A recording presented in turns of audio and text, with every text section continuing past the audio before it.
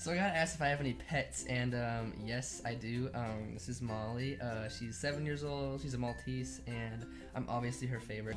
Hey guys, so I'm not here today to film a super sad, depressing video that takes 20 minutes to get to the point, but I did think it was necessary and appropriate to make a video like this. I'm getting rather tired of filming really sad videos where I sit down here and, you know, rant to the camera, so I'm not going to be doing that today. I don't think anyone wants to watch that, but I pretty much had the most difficult day of my life last week. I want to emphasize last week, okay, I was not ready to film this video the day it happened or any time after until now. As you can imagine, I have tried, or at least thought about filming this video, and I'm not gonna lie, I was a wreck, but I'm here today to let you guys know that I did have to put Molly down. Okay, I was there, I watched, I woke up that morning knowing what was gonna happen, and it was very, very difficult. I think everyone watching that has had a dog can relate to this, and that it kind of catches you off guard how connected you truly get to your dog, especially your first one. Growing up, I've talked about this on the channel before, I didn't really have very many friends in grade school and most of middle school, and I would just sit in my room and talk to no one and play video games and ponder life. And as you can imagine, I didn't really have many people to talk to or see, and so my dogs were usually my best friend. I didn't really have much to do or anyone to talk to, so I would end up sitting in my room playing Call of Duty or Halo or whatever game it was at the time on my Xbox 360, and I would just sit there and Molly would always lay in my lap or on my shoulder or by my leg or what have you. And she really was like my best friend and only friend for a very long time. And I think that's why I get so attached to my dogs, because there was a point in time when that truly was the only, you know, thing I felt I had. And, you know, that makes it very difficult, because now that Molly has passed, it makes me feel old. It makes me feel like a lot has changed, you know, time's moving forward. It just sort of emphasizes the fact that I'm not a kid anymore. Although I certainly act and feel that way, but it's like, no, you know, I feel like I'm gonna start getting wrinkly, and I don't know how I feel about that. Some of you will remember Molly was in my first ever YouTube video I did on this channel.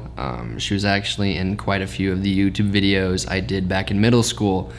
And so that's another reason why I felt it was appropriate to come out here and say, you know what guys, look, here's another sad video, but you know, I had to put my dog down. And I watched, and it was quite the learning experience. You know, I'm not going to sit here and say it was the worst day of my life or anything. In fact, it was a pretty good day. She was very sick. She could barely see, barely hear. She smelled like blood. You know, I don't even know. I don't know why. I don't really ask details, but you know when your nose bleeds and that smell that doesn't smell like anything else. That's what she smelled like. Not pleasant. Didn't like it. Not good. It was definitely time.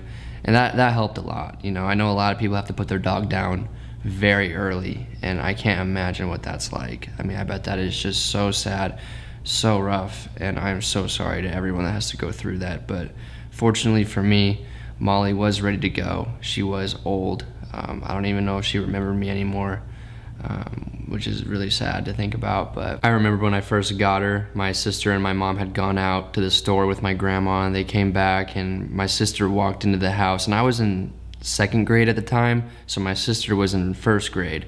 And so this is when Webkins was like the thing. Like everyone wanted Webkins, and I wanted a Webkin.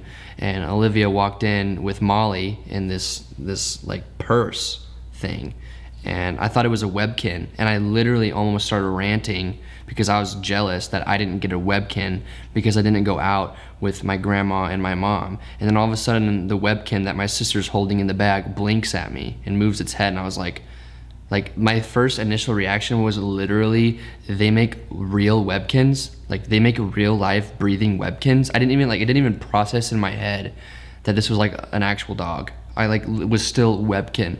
She was that small and like that cute. And it took me a second to realize, wait, no, this isn't a Webkin. This is a living, breathing animal.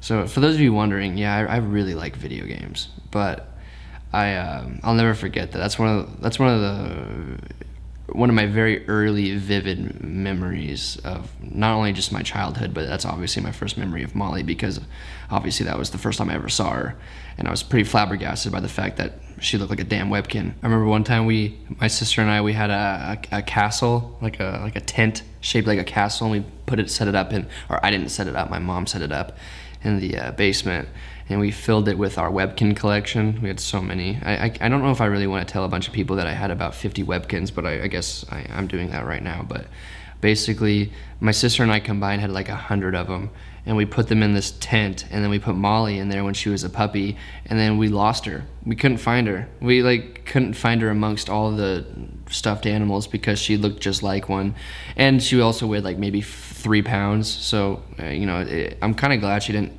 That'd be kind of sad if I had to like explain to people one day, like, yeah, you know, I got a puppy, but I accidentally drowned her in webkins. That'd be really unfortunate. But fortunately, that didn't happen. We rescued her, and she made it to be about 13 years old before we had to put her down last week. So, you know, I think everyone goes through this eventually. This is my first ever experience with death. You know, my grandma and grandpa on my dad's side have passed away, but I was in 2nd and 3rd grade.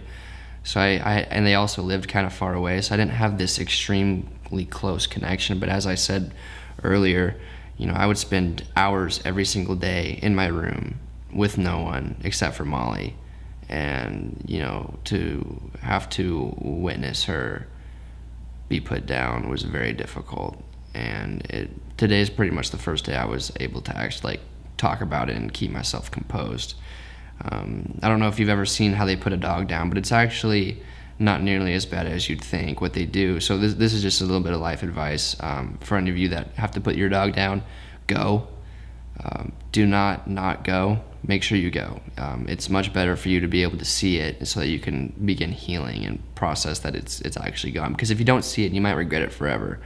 I almost didn't go, but I'm very glad I did. They basically just shaved part of her hair off, stuck the needle in, and it was like 3 seconds and she was out. And thank God, my mom was holding her, and thank God her head went that way into my mom's shoulder instead of the other way, because that would have looked terrifying. That would have scarred me for life. But thankfully she like naturally wouldn't like it was kind of strange. It really seemed fake. Like it was like they injected it and then she just immediately like naturally just threw herself almost into my mom's shoulder, and it was over. And then I lost my goddamn mind.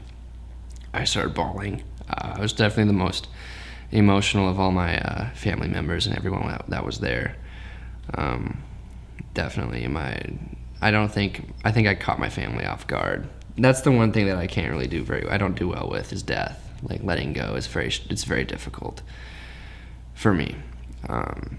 My sister and my dad were just like comforting me, and they were probably like they're probably pretty shocked. We buried her, and I went back to my parents' house and just laid around all day, and JC came over and took care of me. That was about it. She made me chicken noodle soup. What a woman. Oh my gosh, what a wonderful woman. You know, you guys gotta, if I have any life advice for you, it's find yourself a girl that knows you're sad and doesn't ask questions and just makes you some chicken noodle soup. Okay, that's the deal. That's the real deal. That's the real deal, goddammit. Some lemon water and some chicken noodle soup.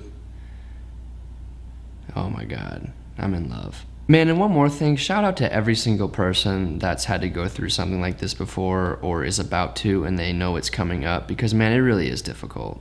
It really is, and I feel your pain, but I'm also 21, and I haven't lived with Molly for about 3 years now. You know, I moved out about 3 years ago.